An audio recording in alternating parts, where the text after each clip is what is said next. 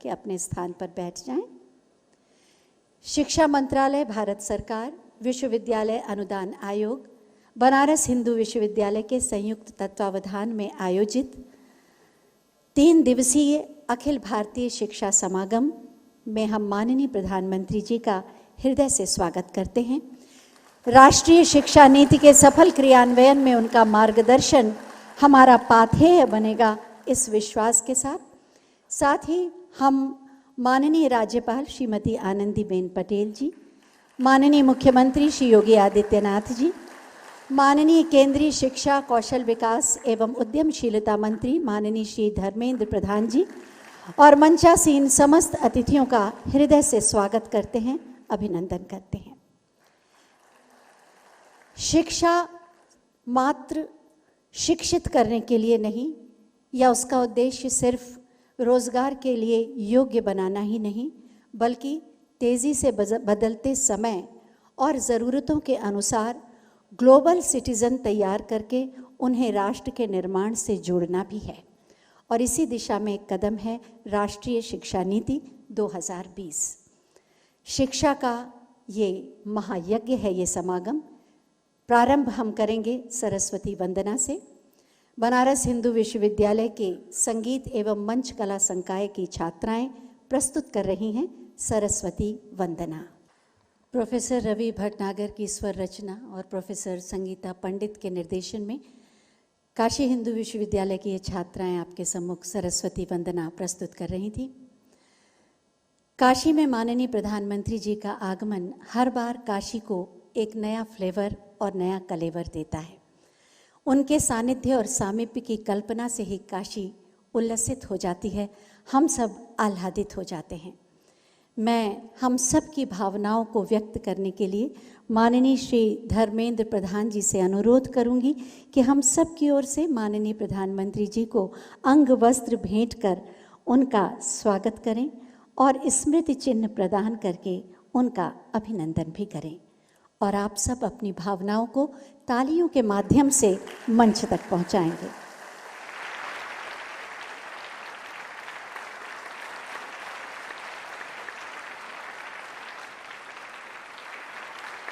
एक बार पुनः माननीय प्रधानमंत्री जी की गरिमामयी उपस्थिति को नमन। और अब मैं माननीय श्री धर्मेंद्र प्रधान जी से अनुरोध करूंगी कि वो आज के इस अवसर पर हम सब की ओर से अतिथियों का स्वागत करें और इस महत्वपूर्ण विषय पर अपने विचार भी प्रस्तुत करें।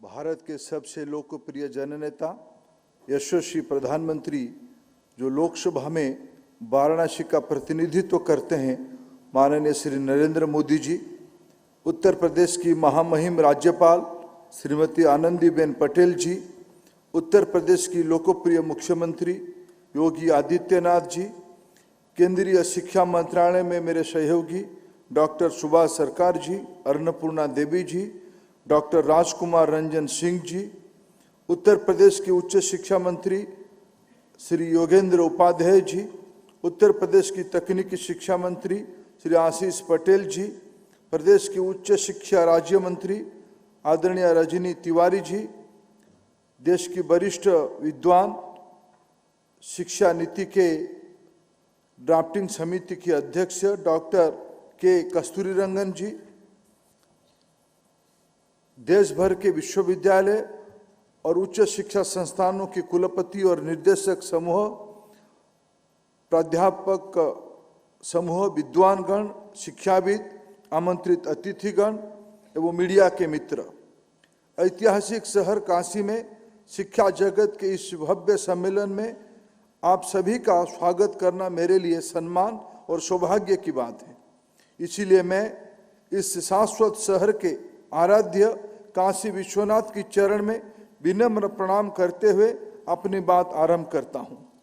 यह सबसे पुरानी जीवंत शहर है जो प्राचीन काल से ही ज्ञान एवं सिखाने का विश्व विख्यात केंद्र रहा है। हमारे देश के युवाओं के भविष्य और उच्च शिक्षा पर विमर्श के लिए वाराणसी सबसे बेहतरीन स्थान है, क्योंकि यहाँ के कण कण में हमारी प्राचीन धरोहर, संस्कृति एवं ज्ञान राशि समाहित है। राष्ट्रीय शिक्षा नीति 2020 एक दार्शनिक दस्तावेज है, एक फिलोसॉफिकल डॉक्यूमेंट है। मेरा मानना है कि संविधान के बाद एनईपी 2020 एक ऐसा दस्तावेज है जिसे देश भर में कई स्तर पर विचार विमर्श, चर्चा, जन भागीदारी और संवाद के बाद आकार दिया गया है। संविधान के समान ही एनईपी 2020 हमारी देश की दुविधा और संदेह से बाहर निकालने का विचार, आत्मा, बुद्धि और कार्य में भारतीय होने का गहन गर्व पैदा करता है। एनईपी की घोषणा के बाद से ही हम उसी के क्रियान्वयन के लिए हर कदम पर माननीय प्रधानमंत्री जी का मार्गदर्शन मिलते रहा है और आज हम सभी का एक बार फिर माननीय प्रधानमंत्री जी का सानिध्य, उनके आशीर्वाद, स्नेह एवं मार्गदर्शन का सौभाग्य प्राप्त होगा। माननीय प्रधानमंत्री जी, आपकी गरिमामय उपस्थिति ने हम सभी में नई ऊर्जा और प्रेरणा का संचार किया है। पूरा देश शिक्षा जगत की ओर से आपका हार्दिक अभिनंदन और स्वागत करता हूं।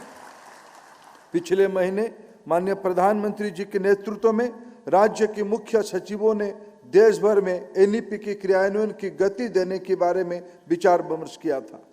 इसी विचार विमर्श को अगले चरण की रूप देने में हम सब अखिल भारतीय शिक्षा समागम के लिए एकत्रित हुए हैं। इस 3 दिनों में आप सभी को कुछ विषय पे गहन विचार विमर्श करने के लिए अनुरोध करता हूं कि हम अपने समय की जरूरत के अनुसार अपने छात्रों के सही मायने में ज्ञान और कौशल्य दे रहे हैं। क्या हमारी पाठ्यक्रम हमारे युवाओं की आकांक्षा को अनुरूप है?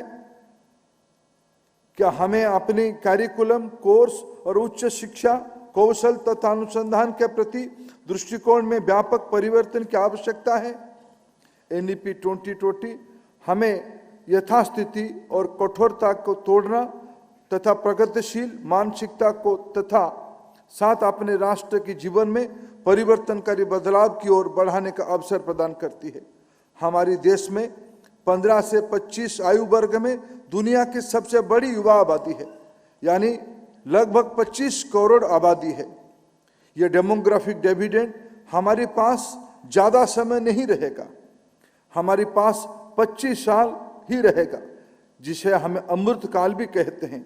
ये सुनिश्चित करने के लिए हम सब युवा की ऊर्जा, क्षमता और पूरी तरह से उपयोग कैसे करें और ज्ञान तथा शिक्षा के क्षेत्र में पूरी दुनिया का नेतृत्व करें, यही एनईपी 2020 की दिशा दर्शन है।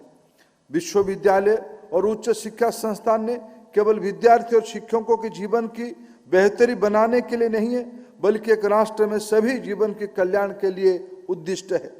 हमारी राष्ट्र की ज्ञान परंपरा की जड़ें कई सदियों गहरी है और एनईपी इसी भारतीय ज्ञान परंपरा की आधार पर मजबूत नींव स्थापित करके देश की शिक्षा व्यवस्था को भविष्य की स्वर्णिम आकार देना चाहती है। 21वीं सदी ज्ञान की सदी है। भारत सबसे पुरानी सभ्यताओं में एक है और एक ज्ञान समाज के रूप में उभरती अर्थव्यवस्था को समृद्ध भविष्य की ओर ले जाने में कैप्टन बनना स्वाभाविक है। देश युवाओं को केवल जॉब सीकर के रूप में संतुष्ट देखने की बजाय भविष्य में जॉब क्रिएटर्स के रूप में देखना चाहती है। बंधी बंधाई अथवा स्थापित सीमाओं में आगे बढ़ना, पुशिंग द बाउंड्रीज, असंभव का सपना देखना, ड्रीमिंग ऑफ इम्पॉसिबल, और फिर उसे पूरा करना ही भविष्य की सफलता की कुंजी है। देश की सकारात्मक सोच साथ व्यापक परिवर्तन की चाह रखने वाले युवाओं की जरूरत है, जो किसी भी स्थिति में समझौता करने की बजाय उसे बदलने की साहस रखते हैं। इसी भव्य अखिल भारतीय शिक्षा समागम में उपस्थित लोगों की यह जिम्मेवारी है कि वो यह सुनिश्चित करें कि सकारात्मक सोच एवं ज्ञान की दुनिया में शिखर पर जाने की यह इच्छा निरंतर रहे और भविष्य के लिए भारत के पथ को रोशन करने के लिए मशाल के रूप में कार्य करें। तो हमें यहाँ वाराणसी जैसे सबसे पवित्र शहर में एनईपी क्रियान्वयन और हमारा देश की जीवन में परिवर्तनकारी बदलाव लाने की कोई कसर नहीं छोड़ने का संकल्प लेना चाहिए। जय भारत, धन्यवाद।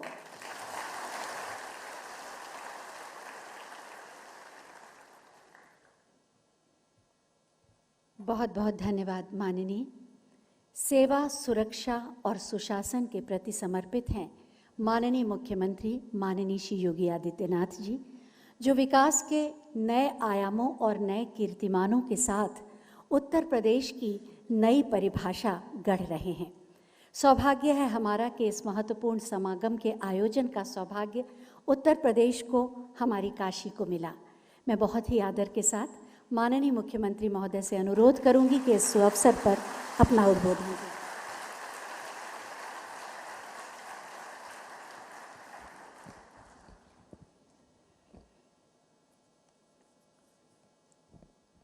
आदरणीय प्रधानमंत्री जी,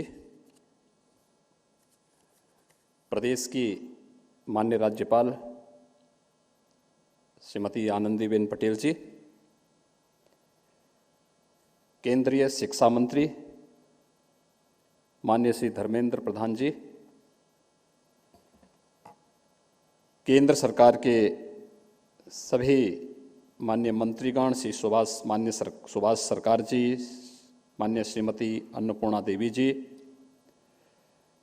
प्रदेश सरकार में मेरे सहयोगी मंत्री उच्च शिक्षा के मंत्री श्री योगेंद्र उपाध्याय जी, तकनीकी शिक्षा विभाग के मंत्री श्री आशीष पटेल जी, उच्च शिक्षा विभाग के राज्य मंत्री श्रीमती रजनी तिवारी जी,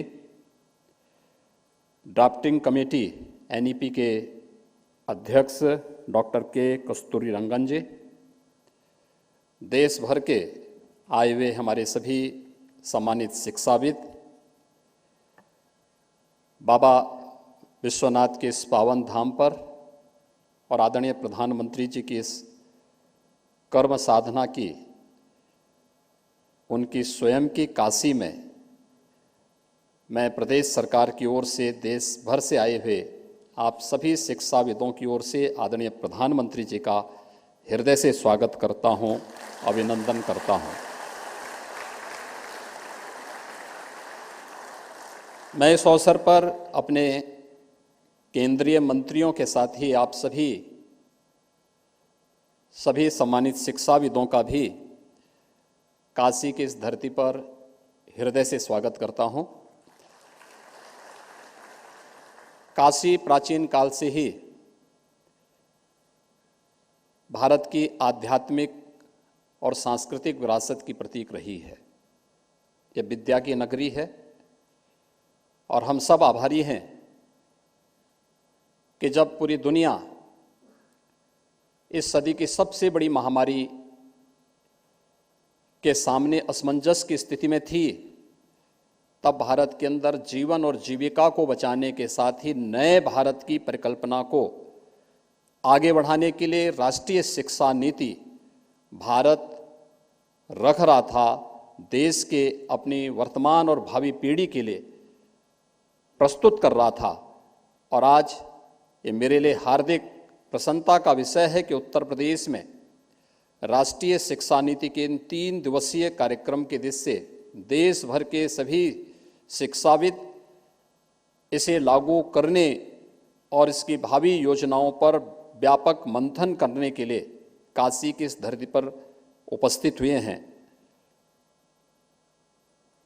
काशी और भारत की परंपरा वैसे भी विद्या से जुड़ी हुई रही है और राष्ट्रीय शिक्षा नीति भारत के उस वैदिक परंपरा का प्रतिनिधित्व करती है जो यह उद्घोष करती है कि आनो भद्रा कर्तवो यंतु विश्वत, यानी ज्ञान को सभी दिशाओं से आने के लिए हमें द्वार खुले रखने चाहिए।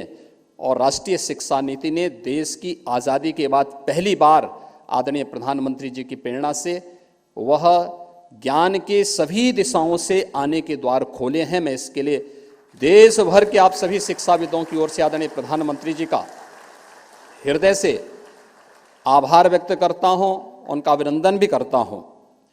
आभार इस बात के लिए भी कि देश भर के शिक्षाविद प्राचीन కన్స్ట్రక్షన్ రంగాలలో దశాబ్దపు అనుభవంతో కస్టమర్ల మరియు శ్రేయోభిలాషుల మన్ననలను నమ్మకాన్ని గెలుపొందిన సంస్థ విఆర్ఆర్ కన్స్ట్రక్షన్స్.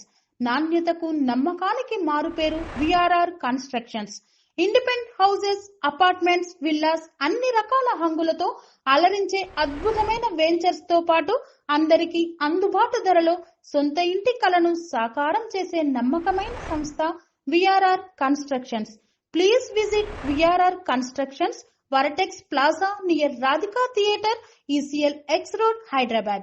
Call to 9100885552, 9100885552. विद्या की इस नगरी में और पंडित मदन मोहन मालवीय जी की इस काशी में, जहां पर उन्होंने काशी हिंदू विश्वविद्यालय भारत की प्राचीन और अर्वाचीन शिक्षा के एक नए केंद्र के रूप में 1916 में इस काशी में काशी हिंदू विश्वविद्यालय की स्थापना की थी। वहाँ पर आज शिक्षा मंत्रालय, भारत सरकार, विश्वविद्यालय अनुदान आयोग और काशी हिंदू विश्वविद्यालय मिलकर के इस शिक्षा महासमागम के आयोजन के साथ राष्ट्रीय शिक्षा नीति पर व्यापक मंथन के लिए यहाँ पर बैठे हुए हैं। निश्चित ही मंथन की इस परंपरा से कोई अमृत जरूर निकलेगा और वह द्वार पहले ही, वह रास्ता पहले आदरणीय प्रधानमंत्री जी की प्रेरणा से राष्ट्रीय शिक्षा नीति हम सबको प्रस्तुत कर चुकी है। मैं इस अवसर पर एक बार फिर से आदरणीय प्रधानमंत्री जी का उन्हीं की काशी में इस शिक्षा महासमागम कार्यक्रम के उद्घाटन कार्यक्रम के अवसर पर यहाँ पर उपस्थित होने के लिए हृदय से स्वागत करता हूँ, अभिनंदन करता हूँ।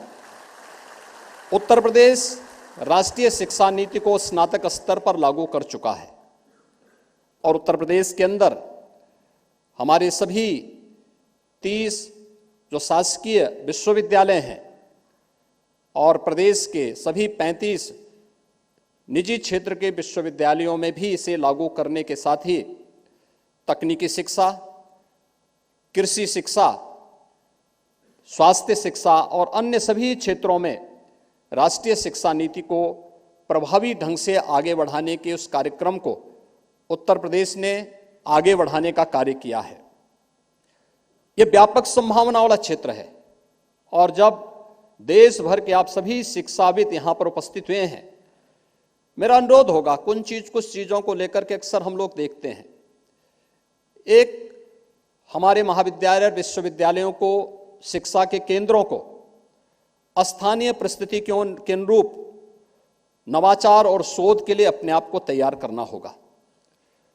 दूसरा, शासन की योजनाओं से अपने आप को वैराग्य भाव रखने की बजाय उन शासन की योजनाओं के साथ जुड़ते हुए छात्र छात्राओं को उन योजनाओं के साथ, अगर हम विश्वविद्यालयों में, शिक्षण संस्थानों में पहले दिन से ही लगना प्रारंभ कर देंगे तो जब वह अपनी डिग्री लेकर के बाहर निकलेगा तो उसके सामने अपने जीवन की अनंत संभावनाओं के द्वार स्वतः खुले हुए दिखाई देंगे। और यह कार्य राष्ट्रीय शिक्षा नीति इस बात की प्रेरणा तो हमें दे ही रही है, लेकिन आप सभी शिक्षाविदों के माध्यम से इसे लागू करने में और मजबूती के साथ एक मदद प्राप्त हो सकती है। मैं एक बार फिर से इस 3 दिवसीय शिक्षा महासमागम कार्यक्रम के लिए अपनी शुभकामनाएं देता हूं। आप सबका हृदय से स्वागत करता हूं और आदरणीय प्रधानमंत्री जी का आभार और अभिनंदन व्यक्त करते हुए वाणी को विराम देता हूं। धन्यवाद। जय हिंद।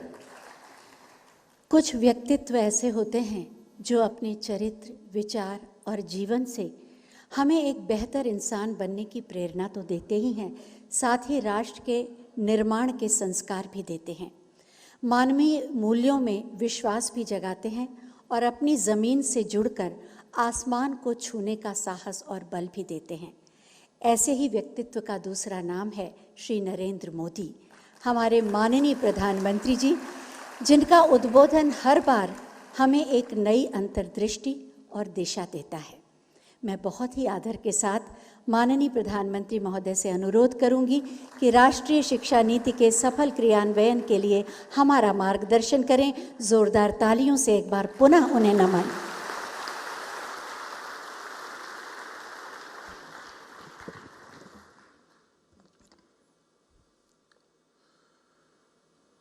उत्तर प्रदेश के राज्यपाल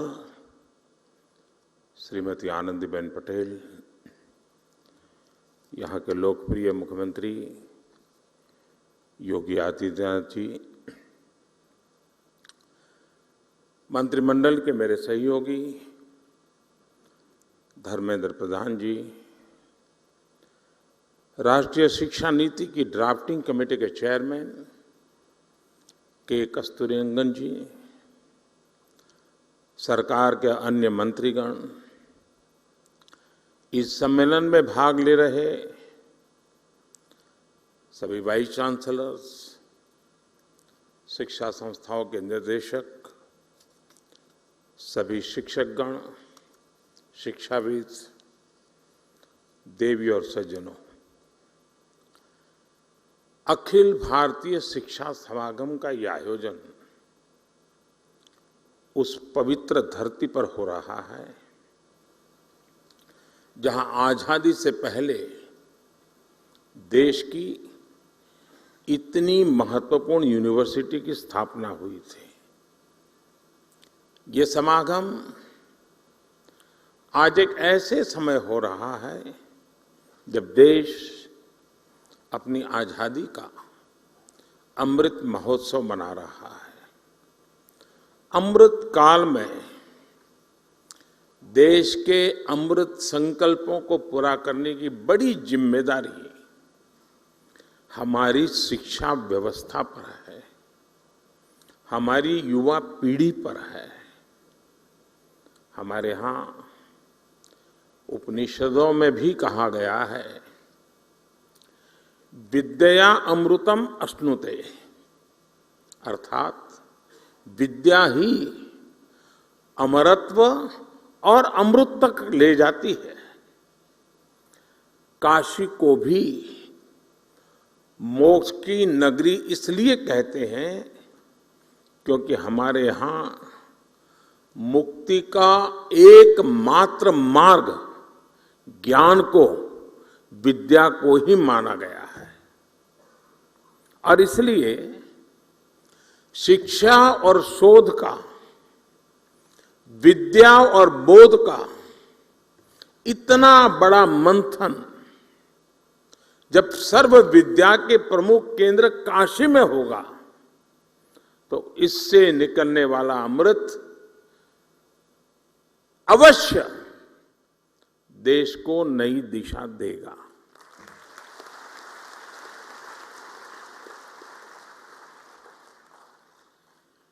मैं इस अवसर पर महामना मालवीय जी के चरणों में नमन करते हुए इस आयोजन के लिए आप सभी को शुभकामनाएं देता हूं।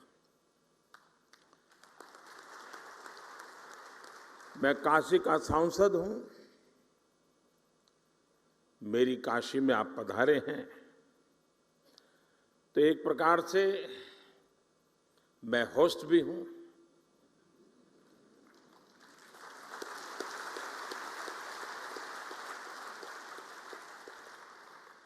आप इन सब के साथ साथ मेरे भी मेहमान हैं।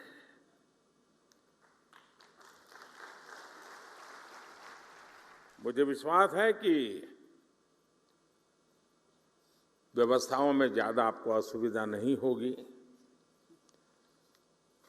प्रबंध करने का सबने भरपूर प्रयास भी किया होगा, लेकिन फिर भी अगर कोई कमी रह गई है तो वो दोष मेरा रहेगा।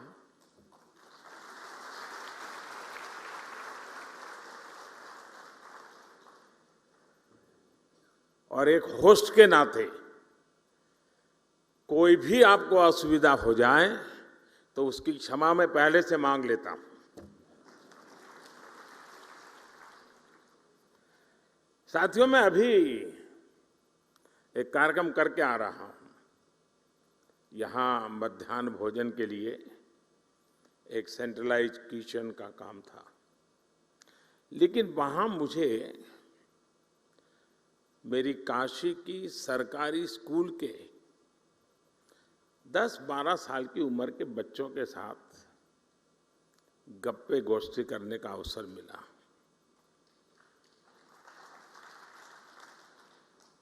और वहां से निकल करके यहां आया हूं।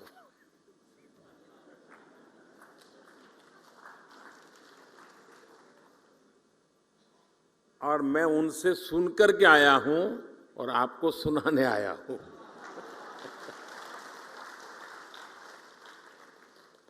और मुझे कहना होगा, और मैं तो चाहूंगा जब मैं अगली बार आऊंगा तो जिस स्कूल के बच्चों से आज मुझे मिलना हुआ है, मैं उनके जो टीचर्स हैं उनको मिलना चाहूंगा।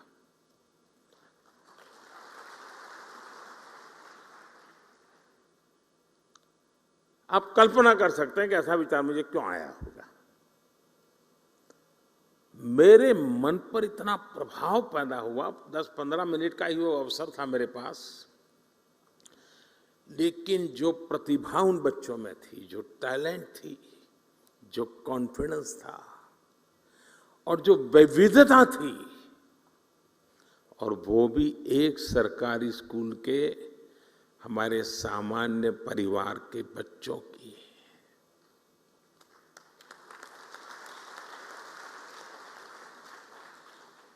जो टैलेंट वो बच्चे वहां प्रस्तुत कर रहे थे, आपके परिवार में भी अगर आपका पोता नाती अगर ऐसी टैलेंट आपके सामने रखेगा, तो जब भी मेहमान घर में आएंगे आप उसको खड़ा कर देंगे, जरा देखो मेहमान आए वो तुम सुनाओ। मेरा कहने का तात्पर्य है कि वर्तमान पीढ़ी का ये सामर्थ्य, उनकी क्षमता,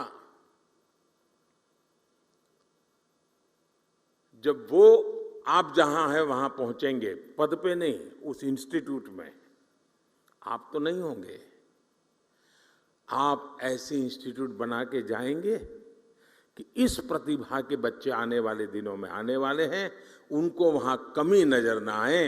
ये काम सबसे बड़ा आपके जिम्मे है।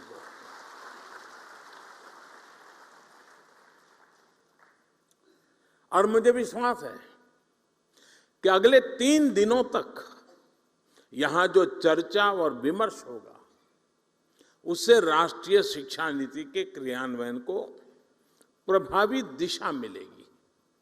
साथियों, आप सभी जानते हैं कि राष्ट्रीय शिक्षा नीति का मूल आधार शिक्षा को संकुचित सोच के दायरे से बाहर निकालना और उसे 21वीं सदी के आधुनिक विचारों से जोड़ना है। हमारे देश में मेधा की कभी कोई कमी नहीं रही है, लेकिन दुर्भाग्य से हमारे ऐसी व्यवस्था बनाकर दी गई थी जिसमें पढ़ाई का मतलब केवल और केवल नौकरी ही माना जाने लगा था।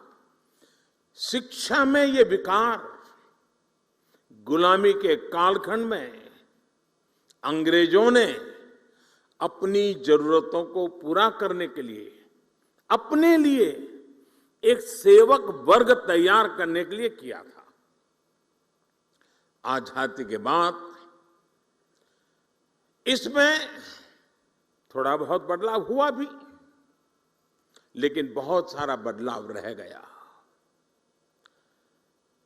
अब अंग्रेजों की बनाई व्यवस्था कभी भी भारत के मूल स्वभाव का हिस्सा नहीं थी और न हो सकती है। अगर हम हमारे देश के पुराने कालखंड की तरफ नजर करें, हमारे यहां शिक्षा में अलग अलग कलाओं की धारणा थी, और बनारस तो, मेरी काशी तो इसका जीवंत उदाहरण है। बनारस ज्ञान का केंद्र केवल इसलिए नहीं था क्योंकि यहाँ अच्छे गुरुकुल और शिक्षण संस्थान थे। बनारस ज्ञान का केंद्र इसलिए था क्योंकि यहाँ ज्ञान और शिक्षा बहुआयामी, मल्टी सेक्टरल थी।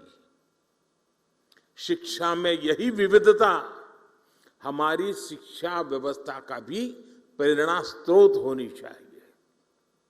हम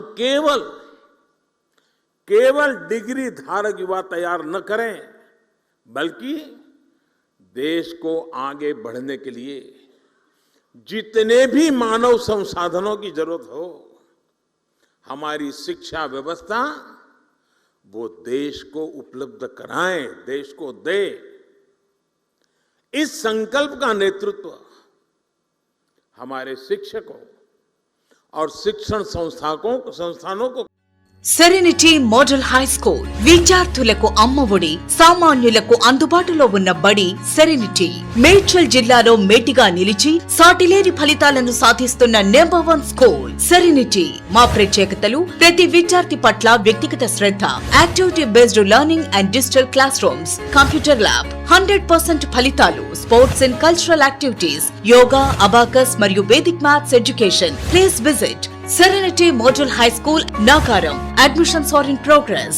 Call 04027146899 and 04027148699. करना है।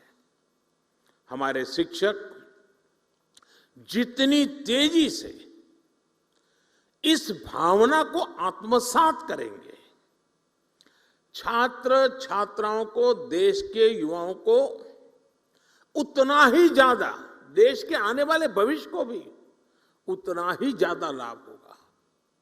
साथियों, नए भारत के निर्माण के लिए नई व्यवस्थाओं का निर्माण,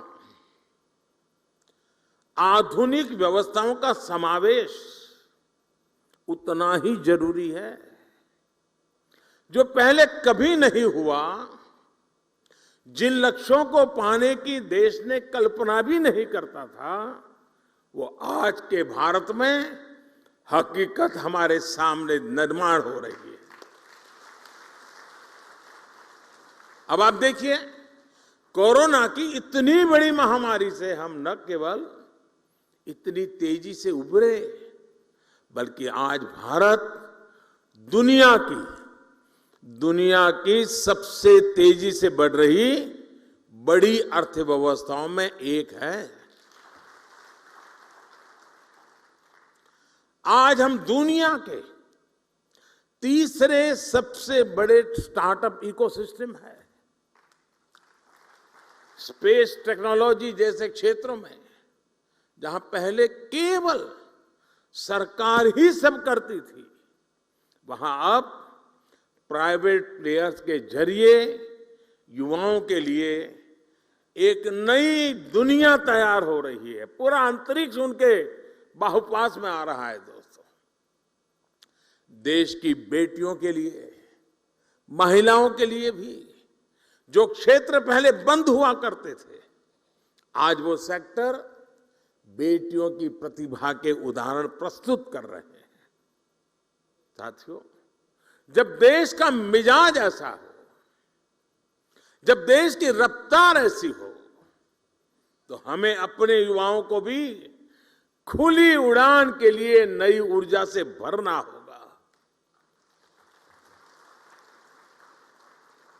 अभी तक स्कूल, कॉलेज और किताबें ये तय करते आए थे कि बच्चों को किस दिशा में जाना है, लेकिन राष्ट्रीय शिक्षा नीति के बाद अब युवाओं पर दायित्व और बढ़ गया है, और इसके साथ ही हमारी भी ये जिम्मेदारी बढ़ गई है कि हम युवाओं के सपनों और उड़ान को निरंतर प्रोत्साहित करें, उसके मन को समझे, उसकी आकांक्षाओं को समझे, तभी तो खाद पानी डाल पाएंगे।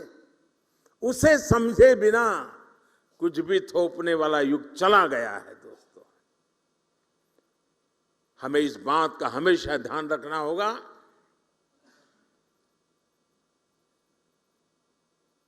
हमें वैसा ही शिक्षण, वैसी ही संस्थानों की व्यवस्थाएं, वैसा ही ह्यूमन रिसोर्स डेवलपमेंट का हमारा मिजाज अपने आप को सज्ज करना ही होगा। नई नीति में पूरा फोकस बच्चों की प्रतिभा और चॉइस के हिसाब से उन्हें स्किल्ड बनाने पर है। हमारे युवा स्किल्ड हो, कॉन्फिडेंट हो, प्रैक्टिकल हो, कैलकुलेटिव हो, शिक्षा नीति इसके लिए जमीन तैयार कर रही है। साथियों, देश में तेजी से आ रहे परिवर्तन के बीच शिक्षा व्यवस्था और इससे जुड़े आप सभी महानुभावों की भूमिका कितनी अहम है, इसका एक उदाहरण मैं अपने गुजरात के मुख्यमंत्री काल के शुरुआत के कालखंड का एक अनुभव बताता हूं।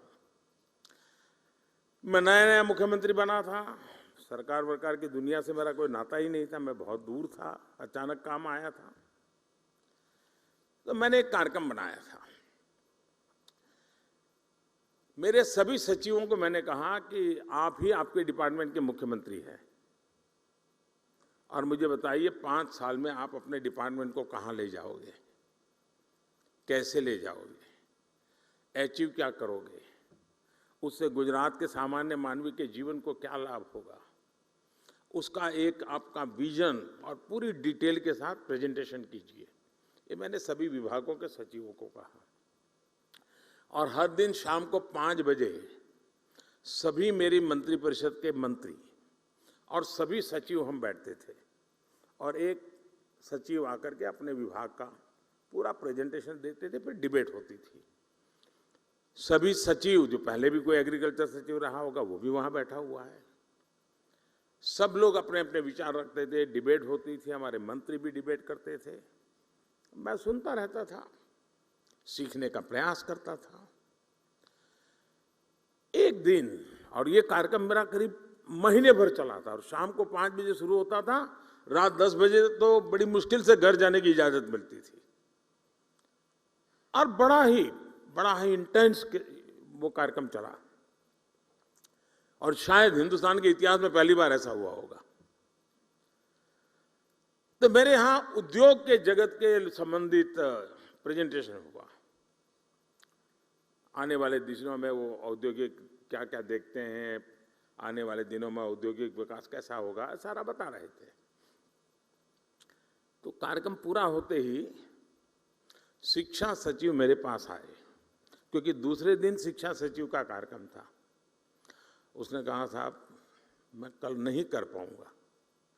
मैंने कहा, क्या बात करते हो भाई, 1 महीने पहले आपको तैयारी करने के लिए कहा और आप लास्ट मोमेंट कह रहे हैं मैं नहीं कर पाऊंगा। उन्होंने कहा, तैयार तो है, मैं कर सकता हूं, लेकिन आज जो मैंने औद्योगिक विकास का जो प्रेजेंटेशन देखा, उसको देख करके मुझे लगता है कि हमारा उनका कोई मेल ही नहीं है। हम बाएं जा रहे हैं, वो दाएं जा रहे हैं।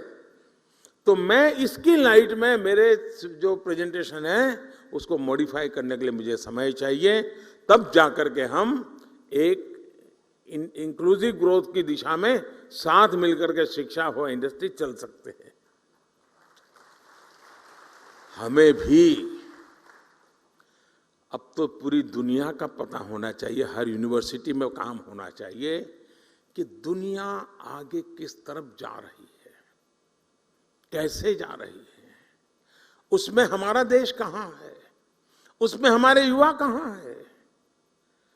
आने वाले 15-20 साल उन बच्चों के हाथ में भारत होने वाला है, उनको मैं कैसे तैयार कर रहा हूं, ये हमारा बहुत बड़ा दायित्व है दोस्तों।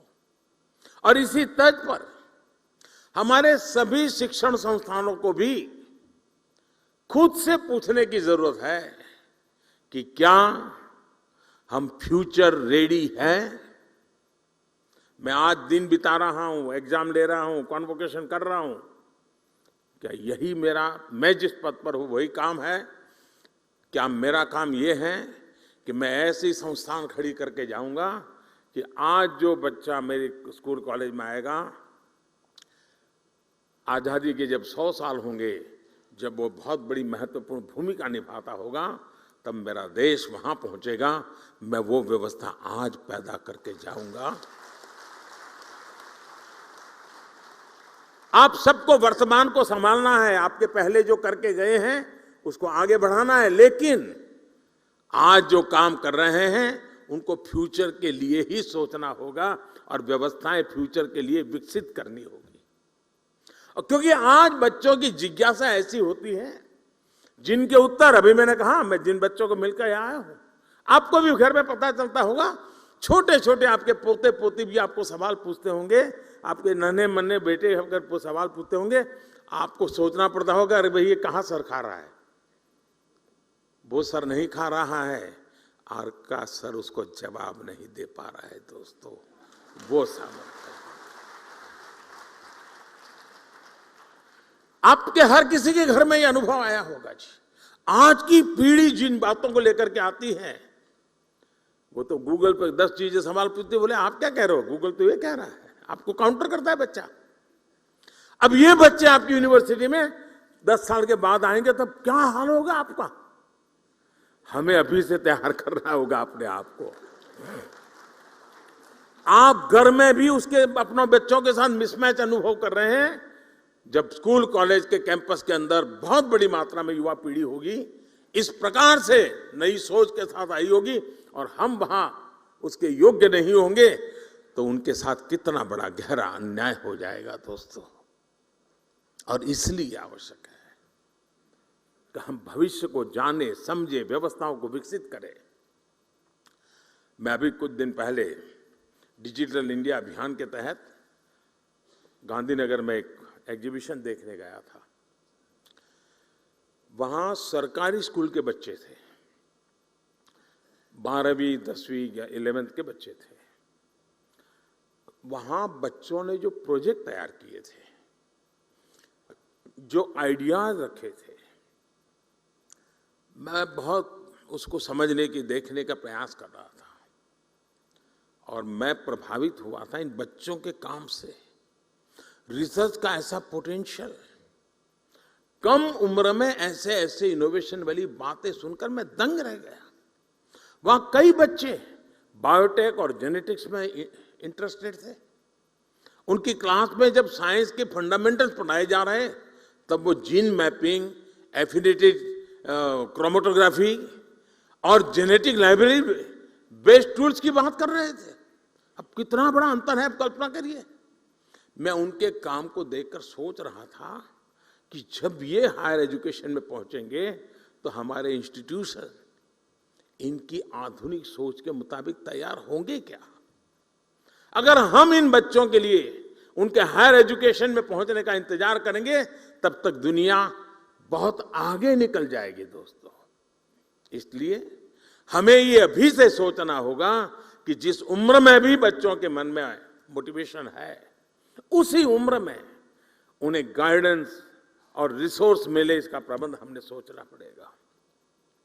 हमें अपने संस्थान में ऐसी व्यवस्था तैयार करने पर काम करना चाहिए। साथियों, इस महीने के आखिर में 29 जुलाई को राष्ट्रीय शिक्षा नीति को 2 साल पूरे होने वाले हैं। और अभी धर्मेंद्र जी बता रहे थे कि बड़े मंथन के बाद ये शिक्षा नीति बनाई।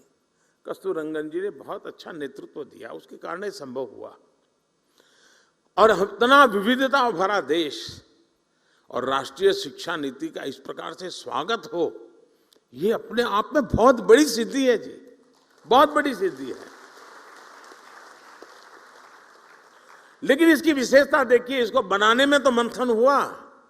आमतौर पर सरकार का स्वभाव होता है, एक डॉक्यूमेंट बन जाता है, वो डॉक्यूमेंट समय के भरोसे छोड़ दिया जाता है, कुछ व्यक्तियों के भरोसे जोड़ जाता है। आपके भी टेबल पे तो कुछ दिन शोभा बढ़ाता है डॉक्यूमेंट, फिर वो भी टेबल पे से हट जाता है, कोई नया डॉक्यूमेंट आता है, वो जगह ले लेता है, बात वहीं समाप्त हो जाती है। अनुभव आपको भी है, यहाँ बैठे हुए लोगों को भी है। हमने ऐसा नहीं होने दिया। हमने हर पल इस राष्ट्रीय शिक्षा नीति को जिंदा रखा है। मैं स्वयं भी इतने कम समय में कम से कम 25 सेमिनार में गया हूं, शायद 25 से ज्यादा, और इसी विषय पे मैं बोलता रहा हूं। ये रिपोर्ट देने के बाद स्वयं कस्तूररंगन जी लगातार संवाद कर रहे हैं, हर क्षेत्र के लोगों से संवाद कर रहे हैं, उनके क्लैरिफिकेशन चाहिए समझा रहे हैं, उसके पीछे का विजन क्या है, बैकग्राउंड इंफॉर्मेशन वो समझा रहे हैं। पूरी सरकार के सभी डिपार्टमेंट लगातार कोशिश कर रहे हैं कि ये, क्योंकि 30 साल के बाद आया हुआ डॉक्यूमेंट सिर्फ कागज का ढर्रा हमारे पास पहुंच जाने से होगा नहीं जी। आप भी यहां जब 3 दिन मंथन करोगे, उसकी कई बारीकियां हैं जो शायद आपने पूरा पन्ना पढ़ लिया होगा, लेकिन अब नई तरीके से आपके सामने उजागर होगी। इसलिए अपनी यूनिवर्सिटी के अंदर भी ऐसे ही निरंतर मंथन की योजना बना करके यहां से जाना। सिर्फ यहां से आप सुन करके मत चला जाना, आपके साथ जुड़े हुए जो बाकी साथी हैं वे भी ऐसा ही मंथन करें, उसमें से और अमृत निकालें जी, तब जाकर के इसका लाभ होगा। और इसके इम्प्लीमेंटेशन की उसके लिए जो चुनौतियां हैं, उसकी हर बारीकी पर हमें गौर करते रहना चाहिए। साथियों, आज जब कोई काम अपने हाथों में लेता है तो समस्याएं का समाधान भी तेजी से निकलता है। समस्या समझ करके Shivagayatri enterprises distributors for submersible pumps మీ గృహ వ్యవసాయ పారిశ్రామిక నీటి అవసరాలకు స్పైరన్ మరియు కోర్సా సబ్మెర్సిబుల్ పంప్స్ మరియు distributors for water softeners, Himajal, RO plus alkaline water purifiers. Shivagayatri enterprises. यार मैं कहां पढ़ूं इसमें, तो समाधान कभी नहीं निकलता है। साथियों, इन 2 सालों में देश राष्ट्रीय शिक्षा नीति को लागू करने की दिशा में कई ठोस कदम उठा चुका है। इस दौरान एक्सेस, क्वालिटी और फ्यूचर रेडीनेस जैसे जरूरी विषयों पर हुई वर्कशॉप ने भी बहुत बड़ी मदद की है। देश विदेश के एकेडमिशियंस, इनसे जो चर्चाएं हुई, मेरा भी देश के शिक्षा मंत्रियों के साथ, शिक्षाविदों के साथ जो संवाद हुआ, उसने भी इसी गति को आगे बढ़ाया है। और अभी कुछ दिन पहले हमारे धर्मेंद्र जी ने देश भर के शिक्षा मंत्रियों को भी बुलाया था, जैसे आपके साथ चर्चा कर रहे हैं, उनके साथ भी की थी। लगातार कोशिश हो रही है कि इन चीजों को हम 100% साकार कैसे कर पाए। राज्य सरकारों ने भी अपने अपने स्तर पर इस दिशा में कई महत्वपूर्ण कदम उठाए हैं और आज सभी के प्रयासों का परिणाम है कि देश और खासकर देश का युवा इस बड़े बदलाव में भागीदार बन रहा है। साथियों, नई राष्ट्रीय शिक्षा नीति के लिए देश के एजुकेशन सेक्टर में एक बड़े इंफ्रास्ट्रक्चर ओवरहॉल पर भी काम हुआ है। आज देश में बड़ी संख्या में नए कॉलेज खुल रहे हैं, नए विश्वविद्यालय खुल रहे हैं, नए आईआईटी और नए आईआईएम की स्थापना हो रही है। 2014 के बाद से देश में मेडिकल कॉलेजों की संख्या में 55% की वृद्धि हुई है। युवाओं को बेहतर अवसर देने के लिए यूनिवर्सिटीज में समान स्टैंडर्ड के लिए इस वर्ष कॉमन यूनिवर्सिटी एंट्रेंस टेस्ट भी लागू किया गया है। ऐसे ही कई और भी रिफॉर्म्स किए गए हैं। देश के इन प्रयासों का परिणाम है कि वर्ल्ड यूनिवर्सिटी रैंकिंग में भारतीय संस्थानों की संख्या में धीरे धीरे प्रवेश हो रहा है, संख्या में वृद्धि हो रही है। ये बदलाव केवल शुरुआत है, अभी हमें इस दिशा में लंबी दूरी तय करना है। साथियों, मुझे ये भी संतोष है कि राष्ट्रीय शिक्षा नीति अब मातृभाषा में पढ़ाई के रास्ते खोल रही है। इसी क्रम में संस्कृत जैसी प्राचीन भारतीय भाषाओं को भी आगे बढ़ाया जा रहा है। मैं यहां देख रहा हूं कि इस आयोजन में भी संस्कृत से जुड़े लोगों के लिए विशेष व्यवस्था है।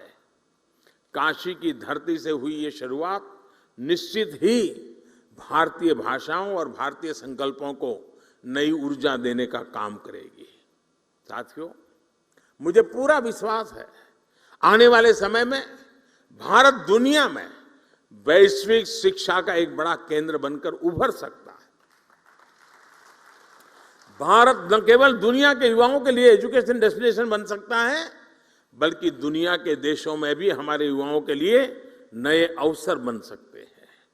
इसके लिए हमें अपने एजुकेशन सिस्टम को इंटरनेशनल स्टैंडर्ड्स पर तैयार करना होगा। इस दिशा में देश लगातार प्रयास भी कर रहा है।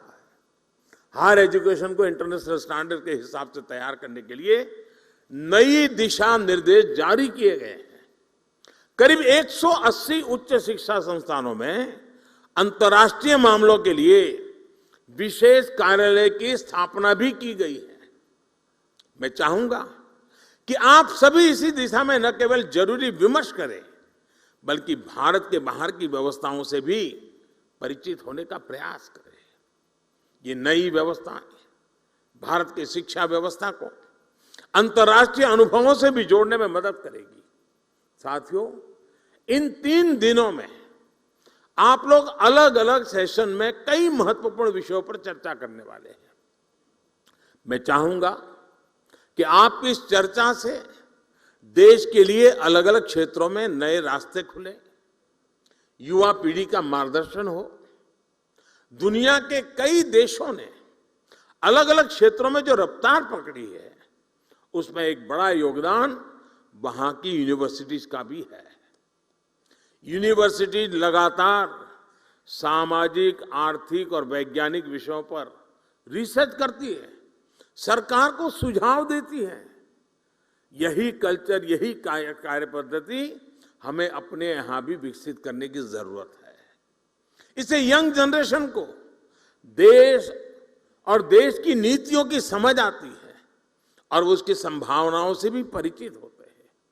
मेरा हमेशा से मानना रहा है कि देश के युवाओं की इनोवेटिव सोच और नए आइडिया से नई व्यवस्थाओं को भी ज्यादा से ज्यादा जुड़ना चाहिए।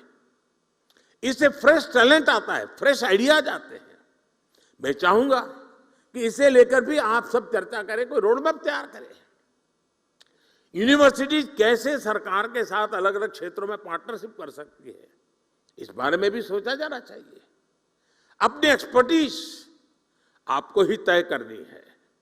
आप जिस क्षेत्र में हैं, उसे लेकर सर्वे और स्टडी करें, सरकार को सुझाव दें। आपकी यूनिवर्सिटी का जो 50-100 किलोमीटर का जो दायरा होगा, वहां की जन सामान्य की समस्याएं क्या है, उसके उपाय क्या है, रिसोर्सेज क्या है, उस रिसोर्सेज के लिए क्या किया जा सकता है, वहां के सामान्य व्यक्तियों की वृत्ति प्रवृत्ति क्या है। आपके स्टूडेंट को एक प्रोजेक्ट मिल जाएगा, स्थानीय रूप से बढ़िया रिपोर्ट बनेगा। सरकार की कोई योजना चलती है तो उसकी अच्छाइयां क्या है, कमियां क्या है, सुधार की संभावनाएं क्या है, बढ़िया रिपोर्ट बन सकता है। ये सारी बातें सरकार के अंदर गंभीरता से कर लिया जाए, बहुत बड़ा परिणाम आता है। मुझे याद है, मैं गुजरात में था तो एक बार सरदार पटेल यूनिवर्सिटी में मेरा कार्यक्रम था। सरदार पटेल यूनिवर्सिटी के लोगों ने रूरल डेवलपमेंट पे काफी रिसर्च करके कुछ किताबें तैयार की थी। उस दिन उन्होंने मुझे गिफ्ट की। मैंने जरा बड़ी बारीकी से उसको देखा, मुझे बड़ा इंटरेस्ट लगा। मैंने डिपार्टमेंट को काम दिया। मैंने कहा, भाई ये जो स्टूडेंट्स ने काम किया है, आप जरा देखिए सरकार जहां जा रही है और ये बच्चे जो कह रहे हैं उसमें कितना अंतर है, और आप हैरान हो जाएंगे। उसमें से बहुत सी चीजें मुझे रूरल डेवलपमेंट के मेरे काम में इतनी मदद आई। विद्यार्थियों ने, टीचर्स ने किया हुआ काम था, जो सरकार में एयर कंडीशन कमरे में बैठ करके निर्णय करना मुश्किल होता है जी।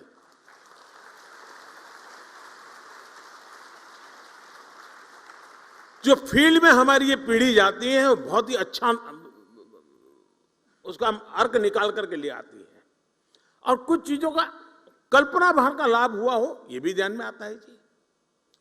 और मुझे विश्वास है हमें उससे, अब जैसे हमारे यहाँ एग्रीकल्चर यूनिवर्सिटी है, अब एग्रीकल्चर यूनिवर्सिटी लैब में जो करती है, कितना ही अच्छा काम करे, लेकिन उसको सर्टिफिकेट भी मिल जाए, इंटरनेशनल मैगजीन में उसका आर्टिकल भी छप जाए, उसको डिग्री भी मिल जाए, लेकिन वो तो मामला लैब में ही रह जाएगा। हमारे पास लैब टू लैंड का भी तो रोड मैप होना चाहिए ना। जो लैब में है वो लैंड पर भी तो उतरना चाहिए ना। और जैसे लैब टू लैंड होना चाहिए, वैसे ही लैंड पर यूनिवर्सिटी में नहीं गए ऐसे लोगों का अनुभव भी बहुत ज्यादा होता है, और जो लैंड का अनुभव है उसको लैब में भी लाना चाहिए। और लैब में वो कैसे आए, रिसर्च को कैसे एनरिच करे, परंपरागत अनुभव को कैसा करे, ये सोच करके हम कदम उठा नहीं सकते हैं। इसी तरह हमारे यहाँ ट्रेडिशनल मेडिसिन, आयुर्वेद में हमारा ज्ञान, उसको कोई चुनौती तो आप भी नहीं करोगे, मैं भी नहीं करूंगा, लेकिन दुनिया के कई देश हैं जो आज ट्रेडिशनल मेडिसिन में हमसे आगे निकल रहे हैं जी। ऐसा इसलिए क्योंकि आज के समय में परिणाम और प्रमाण दोनों की जरूरत होती है। हम ये कहें कि भाई मैं ये जड़ी बूटी लेते हुए फायदा होता है, परिणाम मिलता है, लेकिन हम मान के चले और सभी यूनिवर्सिटी के तरफ मेरा कुछ न यहां से सुन करके जाए तो चलेगा, 2 शब्द मेरे सुन करके चल के जाइएगा और उस पर मंथन कीजिएगा। हमें परिणाम तो मिल जाते हैं लेकिन प्रमाण नहीं होते हैं, और इसलिए हमारे पास परिणाम के साथ साथ प्रमाण होने चाहिए। हमारे पास डेटाबेस होना चाहिए, हमारे पास उसका पूरा डिटेल रिकॉर्ड होना चाहिए, कहां से कैसे बदला हुआ है। हम भावनाओं के आधार पर दुनिया नहीं बदल सकते जी, दुनिया के सामने उसे मॉडल के रूप में प्रस्तुत नहीं कर सकते, और इसलिए परिणाम होने के बावजूद भी प्रमाण की आवश्यकता आज के विश्व को बहुत जरूरी है। और इसलिए अब हमारी यूनिवर्सिटीज को जो परिणाम से हम परिचित हैं लेकिन जिसमें प्रमाण का अभाव है, उन प्रमाण की पूर्ति करने के लिए मैकेनिज्म बनाना, व्यवस्थाएं विकसित करना है, परंपराएं विकसित करना, ये आप सब साथियों की मदद के बिना होना नहीं है। एविडेंस बेस्ड ट्रेडिशनल मेडिसिन पर रिसर्च का ये काम भी हमारी यूनिवर्सिटी बहुत अच्छी तरह कर सकती है। साथियों, हमारे देश में डेमोग्राफिक डिविडेंड हमारी बहुत बड़ी ताकत है, चर्चा भी करते हैं, लेकिन क्या कोई यूनिवर्सिटी है जिसने इसका स्टडी किया है कि आखिर ये डेमोग्राफिक डिविडेंड है क्या? क्या दुनिया में जब डेमोग्राफिक डिविडेंड का अवसर आया था तब उस दुनिया के उस देश ने किस प्रकार के कदम उठाए थे, वहां की यूनिवर्सिटी कैसे व्यवहार करती थी और उसका बेनिफिट कैसे लिया?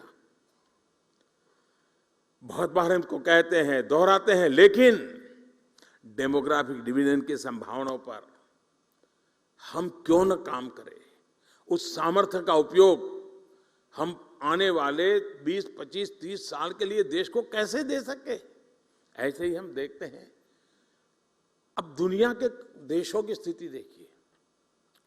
समृद्ध से समृद्ध देश भी इस बात से परेशान है कि वहां लोगों की आयु बहुत बढ़ रही है, एजिंग प्रॉब्लम है, और युवा पीढ़ी न के बराबर हो रही है।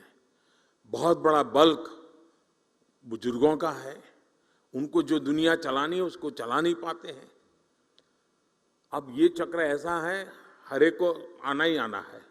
आज हमारा देश युवा है, कभी हमारा देश भी ऐसा ही होगा जिसमें युवा कम होंगे, वृद्ध ज्यादा होंगे। वो दिन आने वाले हैं। क्या दुनिया में अभी से कोई है जो इस प्रकार के वृद्धत्व के कारण उस देश की जो स्थितियां बनी है उसके सॉल्यूशन के लिए उन्होंने रास्ते क्या खोजे हैं? यूथ का अभाव में वो समस्याओं का समाधान कैसे कर रहे हैं? कौन सा ऐसा मैकेनिज्म बनाया है कि चीजें बड़ी स्मूथली आगे बढ़ रही है? ये सारे सोचने का काम मेरी यूनिवर्सिटीज का सहज स्वभाव होना चाहिए। यूनिवर्सिटीज में आपके लिए अभी से मैं मानता हूं रिसर्च और काम करने का अच्छा स्कोप होता है, और इसके कारण जिन बच्चों को ये प्रोजेक्ट देते हैं उनका एक विजन बनता है, उनको भी नई चीजें समझने का अवसर मिलता है। अब क्लाइमेट चेंज की इतनी बड़ी चर्चा हो रही है, क्लाइमेट के फील्ड में भी हमारे लोग अगर काम करें तो असीमित संभावना है हमारे पास। अब हमने देश में एक योजना बनाई है CDRI की।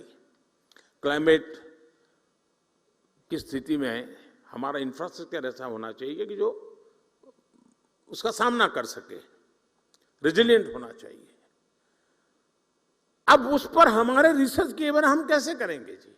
पहले के जमाने में जो चीजें बनाते थे तब न इतनी बाढ़ आती थी, न इतने वर्षा होती थी, कुदरत हमारे साथ चलती थी, हम कुदरत के साथ चलते थे। अब वो हमसे उल्टा चल रही है, हम उससे उल्टा चल रहे हैं। और इसलिए हमें इस नए संकट के सामने जीना कैसे, उसको सीखने के लिए व्यवस्था करनी चाहिए। आज सारी दुनिया सोलर पावर की तरफ बढ़ रही है। भारत भाग्यवान है कि उसके पास तपता हुआ सूरज है। उस तपते हुआ सूरज की मालिकी हम कैसे उपयोग करें? उसके सामर्थ्य को हम हमारे जीवन व्यवस्था का हिस्सा कैसे बनाएं? सोलर पावर को हमारे यहाँ इतना महत्व दिया गया है, सरकार की नीतियों में दिया गया है, लेकिन हम रिसर्च के द्वारा, नए नए अनुसंधान के द्वारा, आज नए युग के हिसाब से नए वैज्ञानिक संसाधनों के साथ इस ऊर्जा को इस्तेमाल करने के लिए हमें काफी काम करने की जरूरत लगती है। उसी तरह साथियों, स्वच्छ भारत अभियान हर व्यक्ति के दिल में ये बात अब घर कर गई है, हाँ भाई स्वच्छ भारत के विषय में कोई कॉम्प्रोमाइज नहीं होना चाहिए। लेकिन बात वहां से बनती नहीं है जब तक हम वेस्ट टू वेल्थ की तरफ की योजनाएं नहीं बनाते हैं। ये जो कूड़ा कचरा निकलता है उसका सर्कुलर इकोनॉमी क्या हो सकती है, उसका बेस्ट प्रोडक्ट क्या हो सकता है, ये तो यूनिवर्सिटी रिसर्च करके दे सकती है जी। हमारे नए नए लोग होते हैं, प्रयोग करके दे सकते हैं।